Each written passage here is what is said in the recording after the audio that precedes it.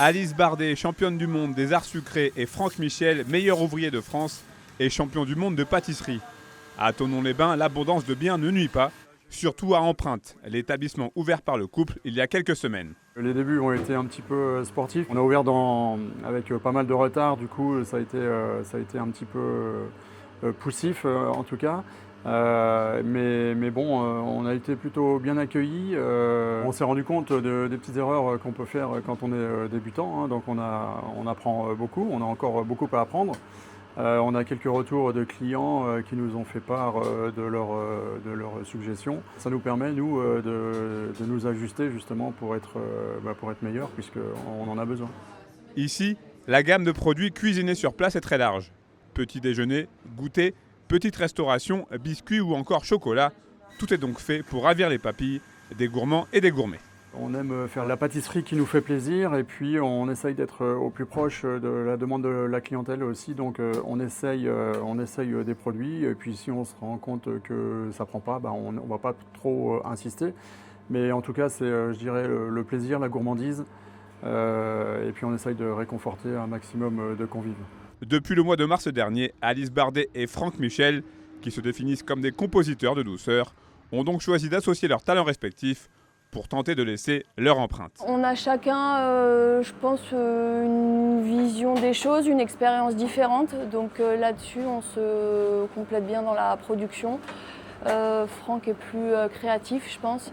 On arrive à se compléter là-dessus. Moi, j'ai des choses, j'arrive moins à les exprimer. Et voilà, Franck a toujours cette expérience autre qui m'aide à progresser. On est un vrai binôme avec des approches différentes, mais c'est une force. C'est une force d'être différent sur certains points et pareil sur d'autres, mais ça nous aide à aller toujours plus haut à deux. Très discret sur ses récompenses passées, le couple se sait attendu par la clientèle. Mais même sans leur distinction, Alice Bardet et Franck Michel sont avant tout exigeants avec eux-mêmes. Il y a forcément une certaine exigence par rapport à des prix un petit peu plus élevés aussi, donc effectivement une exigence de la part de la clientèle. Puis pour nous, forcément, une petite pression aussi, normale. Donc, il y a des attentes autres aussi avec les titres, même si on ne les a pas non plus criés sur tous les toits, on ne s'est pas écrit en devanture ni rien. Mais oui, on sent qu'il y a forcément une exigence autre. Située en plein cœur du parc thermal, la pâtisserie Salon de thé Empreinte est une des composantes de la toute nouvelle Villa Eugénie de Thonon-les-Bains. Allez, on y va. Ils ont fait le déplacement depuis les 4 coins de l'Hexagone et d'Outre-mer. À l'Institut des métiers de Saint-Étienne, 6 chefs se disputent une place pour la finale mondiale du World Burger Contest. Un concours exigeant où les candidats présentent 2 recettes, un burger traditionnel et un burger cocktail. On a l'habitude en restauration de travailler fort et vite, sauf que là c'est chronométré, pression, ça transpire un peu quoi. Ça, c'est le plus dur. Pour cette sélection française, les candidats doivent composer avec des produits imposés de la région Auvergne-Rhône-Alpes. Fourme de Montbrison, noix de Grenoble ou encore cerises de Bessonnet doivent trouver leur place dans leur création. Avec des produits imposés, celui qui va se différencier en faisant une autre sauce par exemple avec cette cerise ou un pickles ou quelque chose comme ça, c'est ce qui va faire la différence, c'est ce qui va marquer le jury surtout.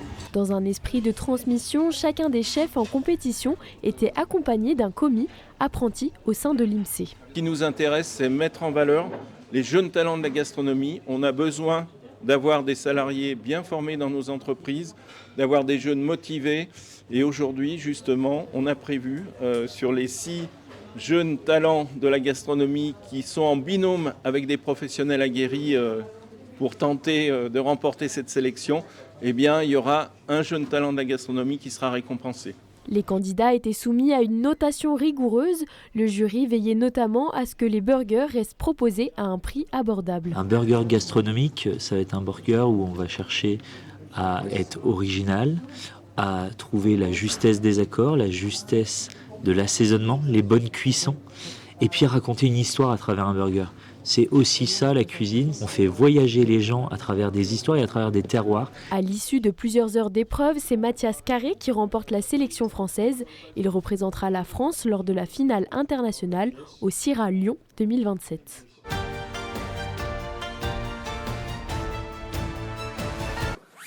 J-38 avant la 20e et avant-dernière étape du Tour de France qui fera vibrer l'Oisans. Une étape rude, 5600 mètres de dénivelé, 4 cols à surmonter et une arrivée à l'Alpe d'Huez. Un tracé spectaculaire au cœur d'un paysage idyllique qu'il faudra protéger. Le directeur du Tour l'a d'ailleurs acté. La mythique caravane publicitaire ne passera pas par le col de Sarenne. Il y aura très peu de spectateurs et pour certains kilomètres, absolument pas de spectateurs. D'abord pour une première raison de sécurité, ça c'est assez évident, et ensuite pour des raisons de préservation de l'environnement. Mais j'ai envie de vous dire, le Tour de France, le succès du Tour, ce sont les champions, mais c'est aussi la beauté de notre pays. On n'a pas envie d'abîmer les beautés de la France. Mais on fera en sorte que les enfants de Clavant et de Misoing sachent que le Tour est passé, même si la caravane ne passe pas devant eux. Il faut trouver un équilibre. Bien sûr qu'on peut comprendre que la caravane ne puisse pas, la totalité ne puisse pas passer, qu'il y a un concept, etc., qu'on respecte et qui est très bien vu. Après, il faut trouver un équilibre pour savoir répondre aussi à tout le monde, pour savoir répondre aux gamins de la vallée qui ne voudront pas aller ailleurs que dans la vallée pour voir passer le Tour de France chez eux, quoi. Des spectateurs, il y en aura aussi sur les autres étapes, 4 au total en Isère, qui traverseront 54 communes du département. L'Isère est une terre de vélo et si le Tour de France vient 4 jours ici, c'est bien sûr parce que nous avons des relations très proches avec Christian Prudhomme, mais c'est aussi et surtout parce que l'Isère, c'est une terre de vélo avec de la plaine, avec de la montagne, avec un terrain de jeu formidable. 352 km de route à traverser, des routes qui demandent un entretien particulier, comme ici à Sarenne, entièrement rebétonnées pour l'occasion. Tout ce qui est fait par les collectivités coûte et l'investissement qui est fait pour le Tour de France, il nous le rend au centuple. Donc oui, on continuera d'investir pour le Tour de France, oui, on pourra produire des comptes et ma foi que les mécontents continuent à être mécontents. Ici, on pédale d'impatience. Rendez-vous le 25 juillet sur la ligne de départ à Bourdoisan.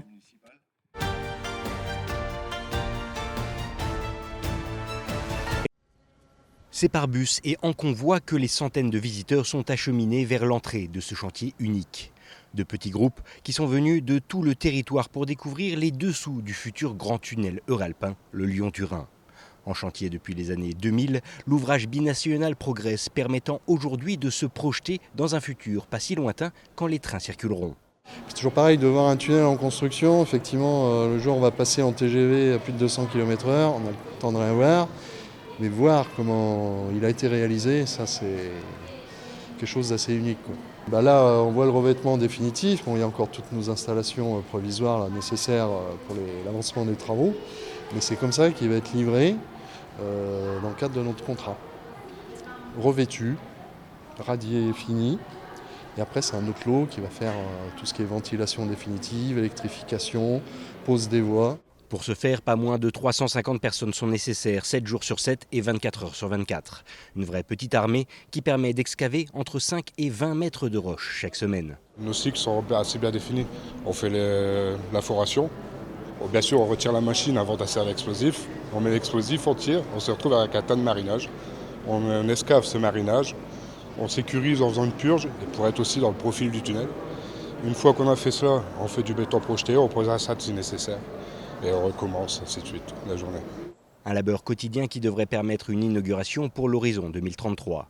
Un objectif de taille assuré par les différentes équipes qui méritent toutes d'être reconnues à leur juste valeur, comme c'est le cas lors de ces journées grand public. C'est un métier passionnant et regarder, faire expliquer ce que nous faisons tous les jours, comment le faisons, parce que c'est un projet complexe. C'est le tunnel plus long et plus profond du monde, mais c'est aussi fait de personnes qui sont vraiment enthousiastes et aussi très compétentes et passent leur vie pour réaliser un ouvrage durable qui servira aux futures des générations.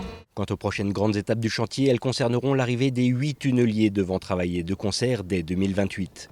Des engins dont la livraison en vallée de Maurienne a déjà débuté depuis ce début d'année.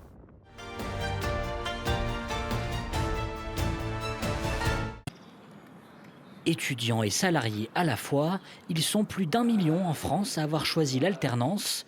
À l'IUT1 de Grenoble, Jules est en stage au club entreprise, une expérience qui se transformera en contrat d'alternance dès la rentrée prochaine. Je trouve que c'est hyper bien parce que déjà ça permet de voir dans quoi je vais être plus tard en quelque sorte et aussi de mettre en pratique toutes les compétences que j'ai acquises dans un but réel.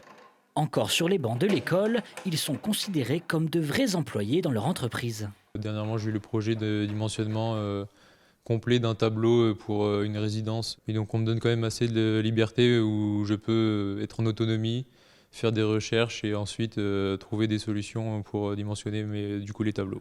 Le rythme est soutenu, 3 semaines en entreprise, 3 semaines en formation.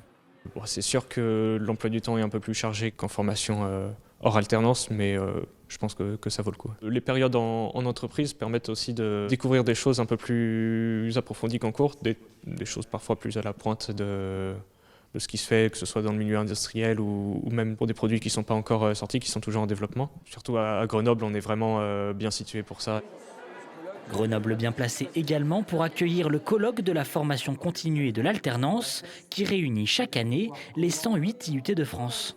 L'alternance, pour nous, c'est avant tout un dispositif pédagogique. Dans l'entreprise, ça va être la pédagogie par l'exemple. Il va voir des personnes qui occupent tel ou tel emploi, tel ou tel poste de travail. Et c'est là où l'alternance va jouer un rôle essentiel parce que ça vaudra mieux que n'importe quel des descriptifs. 3 jours de table ronde et d'ateliers co-organisés par les équipes de l'IUT 1 et 2 de Grenoble. Les 2 IUT qu'on représente, sont complémentaires dans l'offre qui peut être proposée. On a tous les ans plus d'1 million d'entreprises qui travaillent avec nous, soit pour de l'alternance, soit pour des stages. C'est vraiment aujourd'hui une modalité pédagogique qui est très développée dans nos IUT. On a des lycéens qui choisissent l'IUT pour cette modalité-là. Dans cette classe de BUT carrière juridique, le rythme est différent. 3 jours en entreprise, 2 jours à l'école. Pour ma tutrice, ça a été une bonne surprise et pour moi aussi. Ça me permet de, chaque semaine, être en entreprise et pas avoir une semaine où je suis qu'en formation et je pense plus du tout à mon entreprise et quand je reviens, je suis perdue. Un modèle que leurs intervenants professionnels ne manquent pas de saluer. C'est une des meilleures solutions pour apprendre. Parce qu'on met en application ce qu'on apprend. Parce qu'il faut quand même savoir que quand vous apprenez quelque chose, déjà quand vous êtes sorti, il vous reste 20%. Donc une semaine après, ou 15 jours après, ou 3 mois après, vous n'avez plus rien. Pour ces jeunes, 2 voies s'ouvrent désormais, poursuivre en master ou décrocher un poste dans l'entreprise qui les a formés.